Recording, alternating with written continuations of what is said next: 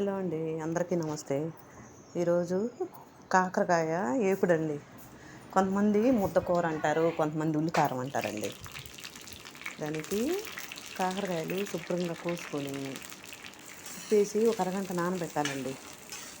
ఆ తర్వాత నీళ్ళలో బాగా కడుక్కొని ఆ ఉప్పు అంతా పోయిన తర్వాత ఇదిగోండి బాండీలో వేసి వేపుకోవాలండి. ఆ వేగేలోపు కారం అండి, ఇది గొడ్డు కారం అంటారు. ఆ కారంలో కొంచెం ఉప్పు, జీలకర్ర, చిన్నులపాయి వేసి ముందు మిక్సీ పట్టుకోవాలండి. అది నలిగిన తర్వాత ఒక పెద్ద ఉల్లిపాయ వేసి మళ్ళీ తిప్పుకోవాలండి.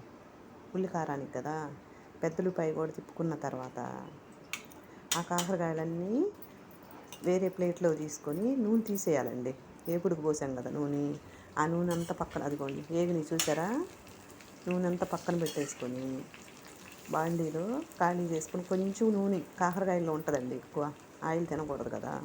కాకరకాయలో ఉన్న నూనెకే అదిగోండి కారం వేసుకొని ఆ కారం కూడా వేగిందాక ముక్కలకు పట్టిందాక కలుపుకోవాలండి. ఈ కూర చాలా టేస్ట్గా ఉంటుందండి, కాకరకాయ ముద్ద కూర అంటే. మీ ఇష్టం అండి, కొంతమంది కరకరలాడేటట్టు తింటారు, కొంతమంది మెత్తగా తింటారు. మీకు ఎట్లా కావాలంటే అట్లా వేపుకొని ఈ కారం శుభ్రంగా వేసుకొని చాలా బాగుంటుందండి కాకరకాయ కూర. 2 రోజులు నిల్వ కూడా ఉంటుందండి. చూడండి, ఈ వీడియో మీకు నచ్చితే లైక్ చేయండి, షేర్ చేయండి, సబ్స్క్రైబ్ చేసుకోండి, కామెంట్ చేయండి. చూసారా, కాకరకాయ ముద్ద కూర అండి, లేదంటే ఉల్లికారం అంటారు.